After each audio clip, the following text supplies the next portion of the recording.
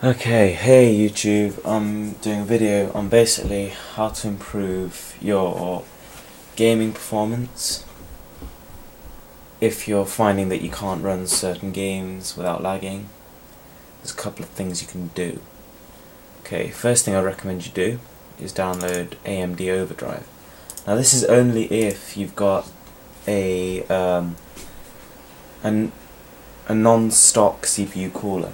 What it does, it allows you to overclock your processor to make it run faster than what it was meant to. Okay, it's kind of cool, but also it makes your temps go higher, so unless you got good cooling, I wouldn't bother. Don't push your processor too far because it might burn out, and yeah, you could destroy it. And if you're gonna raise your multiplier too high, so say if I want to raise it to 20 times, I'd have to also raise the voltage, which generates more heat. But you can also do a stability test and test, see if your CPU is okay with that clock you just set it at. So anyway, that's kind of cool. I actually find it, for me personally, I find it easier to set the CPU in the BIOS. But for all the noobs, if you're new to overclocking, basically just use AMD Overdrive. Next thing, MSI Afterburner. If you've got a reasonably good graphics card, I recommend you download this. It's free, and what it just allows you to do is basically use this slider to adjust the core clock, which is basically how fast your graphics card runs. And it's useful for basically, yeah, if you use that and use it effectively, you can increase your gaming performance by probably up to about 5 frames per second, which I'm just about to demonstrate. So I don't know how well you can see this, but my card's a GTX 560 Ti and the stock core clock is 822 MHz. So what I'm going to do is I'm going to apply this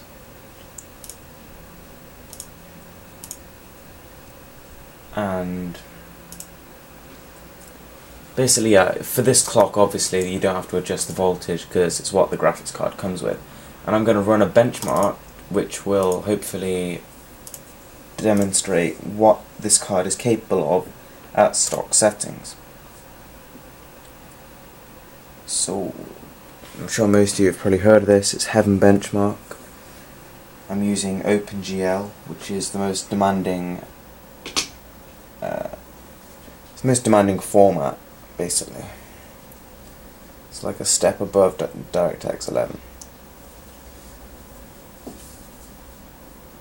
So it's going to run through the test, and at the end it'll give you an average frame rate and then a score based on that frame rate, and then your minimum and maximum.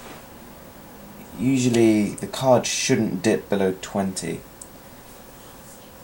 so let's just test that.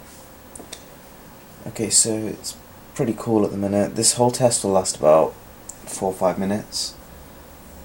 And basically what I'm going to do then is after it's finished I'm going to overclock the card and then run it again just to sort of show how much difference it really makes.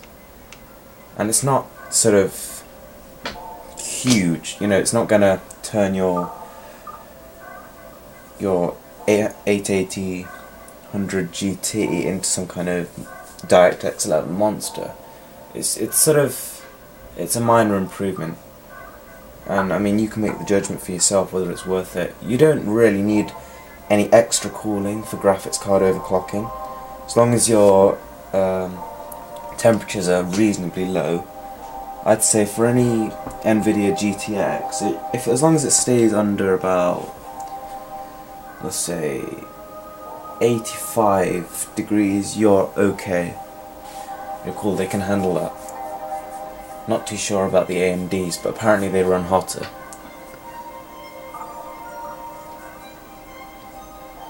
Okay, so basically it goes through 26 different stages like this. It's on stage 8 at the minute. So yeah, it does take a bit of time. It's not the kind of thing I normally sit here watching. And yeah, we're getting some pretty decent frame rate. It's going at about average at the minute. It's around 35. Well, it's saying 35.5. And I mean, I find that the recommended sort of minimum playable frame rate when you're gaming is about 25. I think it's probably about 30 for me, because normally, unless the game's got like a really good motion blur, I can't play it at 25. Even at 30, games are not brilliant. Ideally you want 50, I'd say. But obviously, you know, beggars can't be choosers.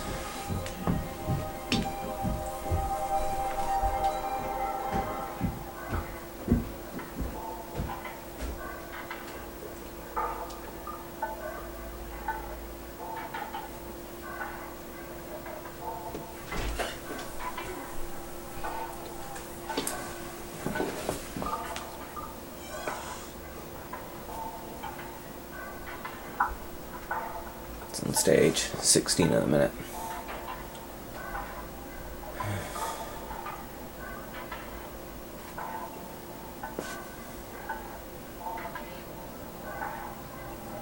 What you find that if your clock settings are unstable, the graphics card will probably have crashed by now. If it runs to here, then normally you've got some pretty safe voltages and temperatures, because this this benchmark stresses your graphics card to its max. So if you look back on the MSI Afterburner, you'll realise that it has been running at 100% load, which is what you want. Also, just so you know, my processor is a Phenom 2 quad core at 3.4 GHz. I think it's a 965. Which is good, but obviously it doesn't compare with the i5 2500K, which is like probably the best bang for the buck at the minute.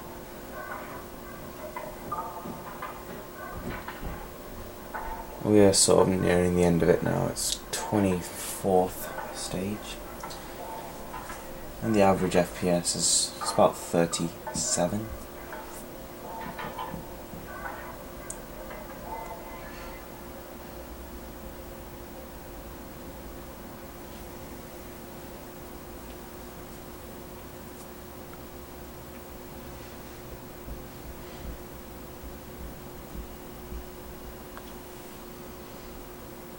Okay, again, I don't know how well you can see that, but 37.8 frames per second, and the score is 952. Minimum FPS 24.9 and max 80.7. It's pretty good. That would definitely be playable, I suppose, if you were to actually play in those kind of frame rates. It'd be alright. I mean, obviously you would notice a bit of lag at 24 point whatever was the minimum. And now, back to MSI Afterburner.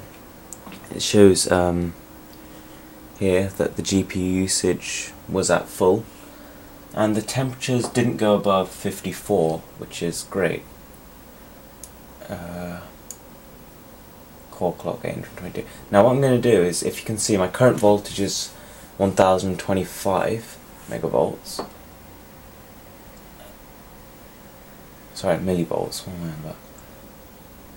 And I'm just gonna go back to my previous clock, which is, yeah, so let's go here. Okay, so the voltage has been up from 1.025 to 1.087. It's a bit of a weird number, I know. Core clock is 942. That's the highest sort of stable clock I could find, and it automatically ups the shader clock with that to keep up with the core clock, which is cool. That'll increase your speed a bit more. And let's just see, let's just run it again, see if there's any improvement. When you overclock, I wouldn't go crazy. I'd go sort of 5-10 megahertz at a time, test it, see if it's stable. If it's not, or if you start getting artifacts on your screen, then up the voltage until, yeah, it becomes too much, or your temperatures are getting too hot, and then just stop or back down a little bit. Because you know what, you'd rather have longer lifespan than, you know, like 5-10 megahertz too much speed.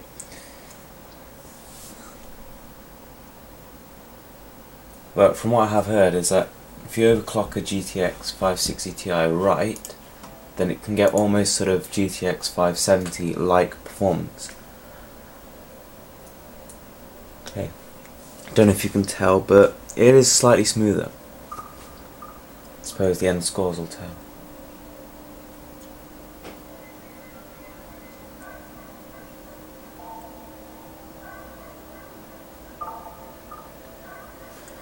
Just so you know, if you're looking to buy the GTX 560 Ti, I would definitely recommend the Asus one.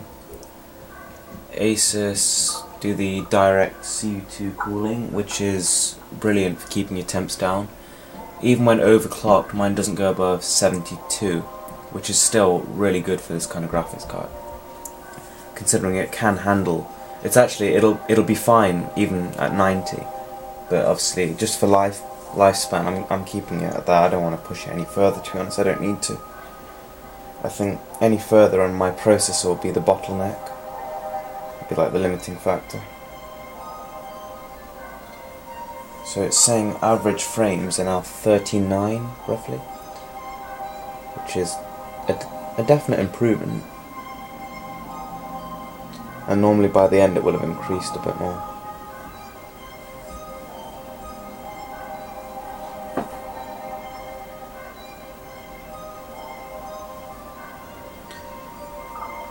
I was thinking about recording this with fraps, but that'll kind of take the point away of a benchmark, because then that would just be affecting the frame rate as well, which is why I had to do it with this camera. Sorry if the quality's not brilliant, but I guess you'll get the point.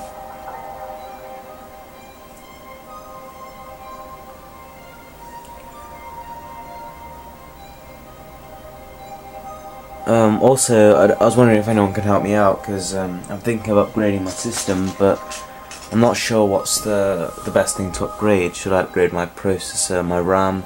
I've got 8 gigs of 1333 MHz Corsair RAM. I've got, as I said, AMD Phenom 965 Black Edition processor. I've got a GIGABYTE ultra durable 3 motherboard. And so yeah, I mean, obviously I list the specs in the description, but if anyone can help me out as like the best place to upgrade, then please do that. So I'm thinking that if I upgrade my GPU, then my processor will just badly bottleneck it, because I don't think it's good enough to... Yeah, I heard that AMD don't have sort of as much speed per core as maybe Intel, which is why I'm thinking I might have to upgrade to the Intel Core i7, which would be kind of cool.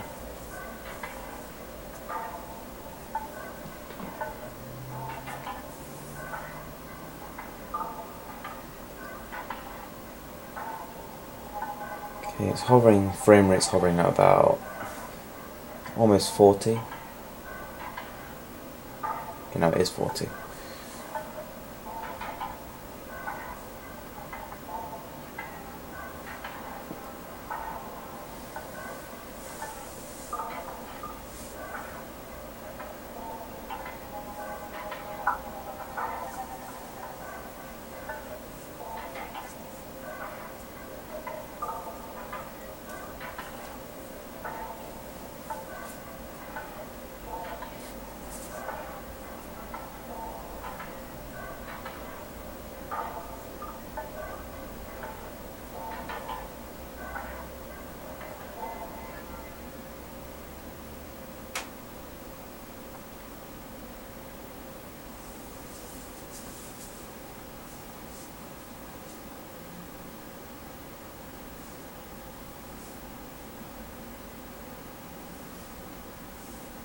Okay, so FPS is 41.6. I can't remember, I think the last one was like 37 point something. So yeah, it's about a 4 frame rate improvement. That's pretty cool actually. I think you'd notice some difference. Scores 1949. Last one was like 960 or something like that. Minimum's a bit higher. I think last time it was 24. This time it's 26.5. And the maximum's also higher. Last time it was about 82, and this time it's 87.3.